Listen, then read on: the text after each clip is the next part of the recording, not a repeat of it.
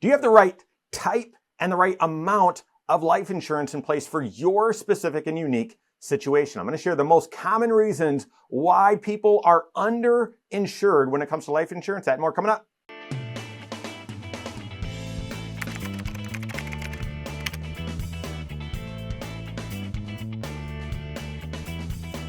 September is Life Insurance Awareness Month. Why does it get its own month? Because no one wants to talk about life insurance. It is not a fun topic to think about and to plan for and discuss. I mean, as our financial planners have worked with individuals over the last 3 decades, the responses have all, stiff arm completely. Football season, I've had tears. I haven't had anyone excited to talk about it. Sometimes the best potential result or experience feedback you can get from individuals when you're talking about planning for life insurance is relief. Like, this has been a concern of mine. I'm glad that we're able to solve that. But no one likes talking about it. However, it's critically important for your financial life as you're making financial progress, building up savings and then saving for the future, investing for the future. You've got huge goals financially that take a lot of resources. As you're building those resources, it's important that you're managing risk. It's important that you're managing risk. And part of that is addressing and facing some of those big, awful, challenging things that could happen and making sure that you've got the right plan, the right strategy in place. Now, when it comes to life insurance, the statistics say that many people are underinsured. About 39% of individuals out there that need life insurance don't have any life insurance at all.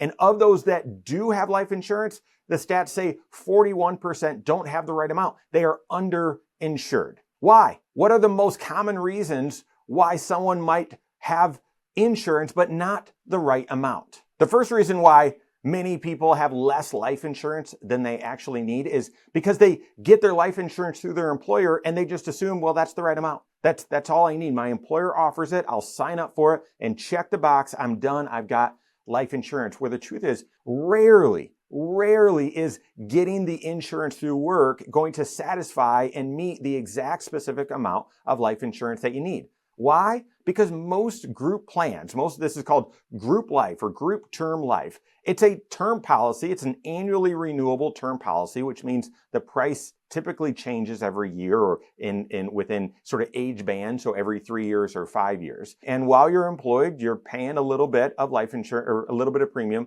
right out of your paycheck. And then if you leave that employer, you've got the opportunity to either take it with you or it immediately cancels. Well, that coverage typically comes in flat dollar amounts, 10 grand, 25 grand, 50 grand. Sometimes it's a multiple of your salary, 1 time salary, 3 times. And there's typically a cap. So rarely do you have a lot of choice and a flat dollar amount, okay?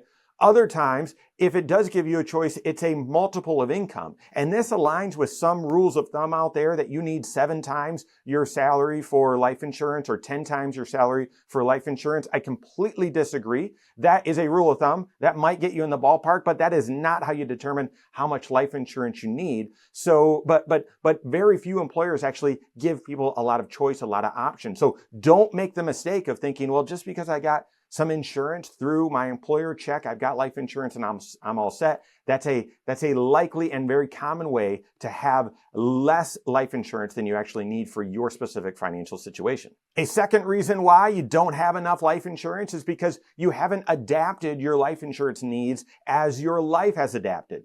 Your life insurance, you need life insurance to fund unfunded goals and for income replacement. Fund unfunded goals and for income replacement. If you pass away and there are people right now dependent on your income for their day-to-day lifestyle and living expenses. So for me, I'm married and we've got 3 kids at home that are all dependents right now, high school, middle school, elementary school.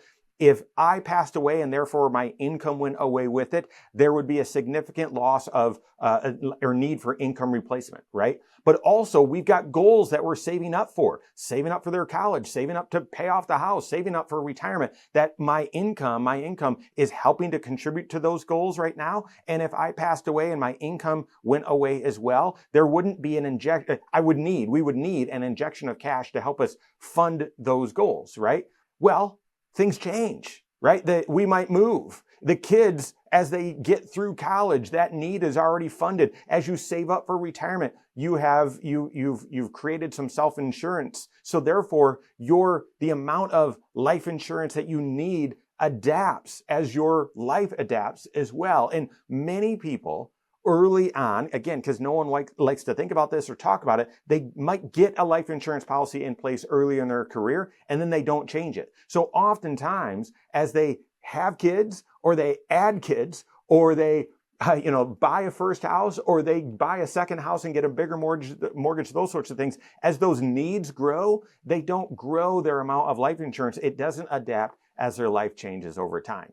And then finally, and I would argue the number one reason why people don't have as much life insurance as they need, and I would actually phrase it differently, why most people don't have the right amount of insurance for their specific situation is because they didn't go through a needs analysis planning process to identify the right amount and the right type of insurance for their specific situation. I just mentioned it with my situation. How you determine how much life insurance you need is based on your financial situation and your financial goals. If you don't have any kids and you don't have a mortgage and you've saved up enough where you're financially independent, and if you passed away, if you were done working today, you're able to retire, you might not need life insurance at all. You might have a pension instead, and you've got a life insurance decision to make there. So therefore, you might need life insurance. You need to go through that life insurance needs analysis with your certified financial planner who knows your specific financial situation, what your goals are, most importantly, and then where you stand in relation to those goals. So how much debt do you still have? What's your repayment plan on the mortgage?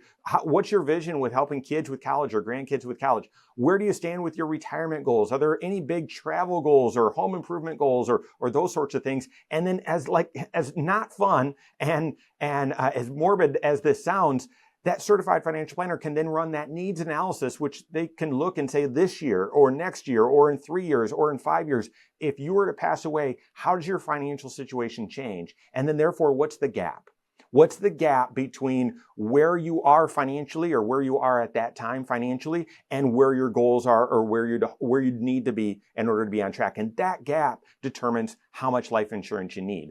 Oftentimes, as you fund those goals throughout your life, you reach a point where you might not need life insurance, okay? That's near the end of your career. And this is why I just get so frustrated with the multiple of income approach, because likely, at what stage of your career is your income likely the highest? Near the end of your career. Well, at what stage in your career are you most likely the most self-insured? The end of your career, where hopefully you've got a very small mortgage or the mortgage is paid off. Hopefully the kids are independent, financially independent, and they're no longer on your payroll. Hopefully you've got a lot saved up for retirement and you're ready to kiss that paycheck goodbye. And therefore that's a time when the rule of thumb, the 10 times income would say you need the most insurance, when in reality, needs analysis, you actually don't need much life insurance at all. You need that needs analysis approach working with your certified financial planner. Make sure they're certified and doing comprehensive financial planning, looking at all 6 areas of your financial life. That's how you ensure that you get the